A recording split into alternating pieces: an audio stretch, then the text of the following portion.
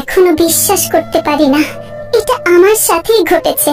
আমি সুমনা, বয়স 28। 7 বছর হলো আমার বিয়ে হয়েছে। আমার স্বামীর নাম রাহাত। আমরা মধ্যবিত্ত পরিবার। সুখ বলতে কিছু অতিরিক্ত ছিল না, কিন্তু শান্তি ছিল। আমি মনে করতাম একজন স্ত্রী হিসেবে যতটুকু দরকার আমি ততটুকুই পেয়েছি। আমার স্বামীর বন্ধু ফাহিম প্রায় আমাদের বাসায় আসতো। আমি তাকে ভাই বলেই ভাবতাম। সে এমন ভাবে মিশতো যেন সে আমার পরিবারের একজন। রাহাত ওর খুব প্রশংসা করত, বলতো ফাহিম আমার স্কুল লাইফের বন্ধু, ওর মতো বিশ্বস্ত মানুষ আমি দেখিনি।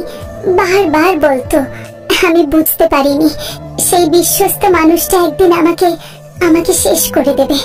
সবকিছু শুরু হলো যখন আমার স্বামী 1 সপ্তাহের জন্য ঢাকার বাইরে গেল অফিসের কাজে। যাওয়ার আগের রাতে রাহাত ফাহিমকে বলে গেল, দোস্ত সুমনাকে একটু দেখে রাখিস, কোনো সমস্যা হলে তোকে ফোন দিবে। আমি হাসি মুখে বলেছিলাম, কি যে বলেন, আমি তো ছোট বাচ্চা না। কিন্তু আমি বুঝিনি এই দেখে রাখা কথাটার মানে ফাহিম কেমন করে নেবে। প্রথম 2 দিন কিছুই হয়নি। হালকা ফোন করে খবর নিচ্ছিল কোনো দরকার আছে কিনা। কিন্তু তৃতীয় দিন দুপুরে হঠাৎ দরজায় নক। আমি দরজা খুলতেই ফাহিম বলল, পাশেই একটা কাজ ছিল, ভাবলাম তোমার খোঁজনি। আমি তখন কিছু রান্না করছিলাম। বললাম, ভাইয়া বসুন, চা করে দিচ্ছি। সে হাসি দিয়ে বলল, ভাবি আজ না হয় তুমি পাশে বসো, অনেকদিন পর দেখা। আমি একটু অস্বস্তি বোধ করছিলাম, কিন্তু তবুও ভাবলাম আমার স্বামীর বন্ধু, ভাইয়ের মতো। বসে পড়লাম। তারপর ধীরে ধীরে সে গল্প করতে লাগলো, ব্যক্তিগত কথা, আবেগের কথা, এমনকি আমার শরীর নিয়েও ইঙ্গিতপূর্ণ কিছু কথা। আমি ভয় পেয়ে গিয়েছিলাম। আমি উঠে গিয়ে বললাম, ভাইয়া আপনি একটু বাড়াবাড়ি করছেন। সে আমাকে চেপে ধরলো, দরজা বন্ধ করে দিল।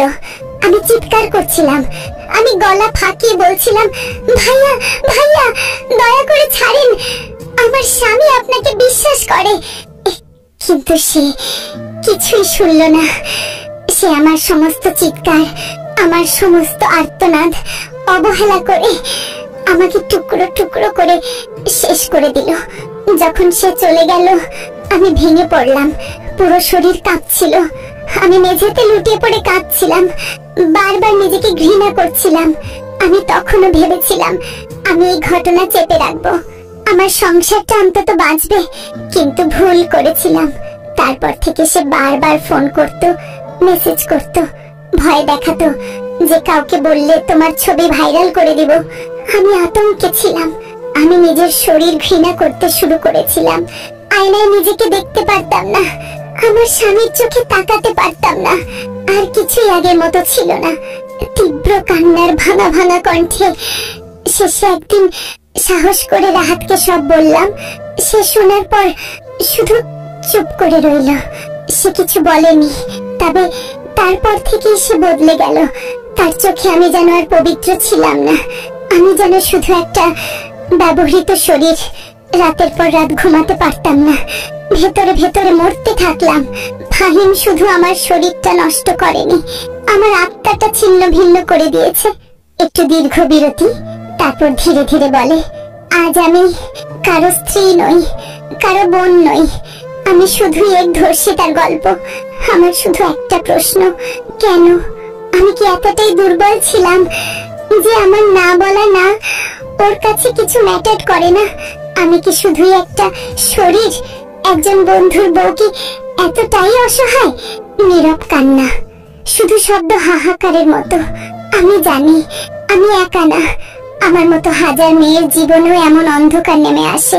তারা কেউ চুপ করে থাকে, কেউ মরে যায়, কেউ পাগল হয়ে যায়। আমি এই কাহিনী বললাম কারণ আমি চাই কেউ যেন আর আমার মতো না হয়। আমরা মেয়েরা মুখ খুলি না, এই চুপ করাটা যেন ওদের অস্ত্র হয়ে যায়। আজ থেকে আর না। আমার ভেতরের কান্নাগুলো হয়তো কেউ শুনবে না, কিন্তু যদি এই কথাগুলো কারোর চোখে পানি আনে, তাহলে বুঝবো আমি একা না,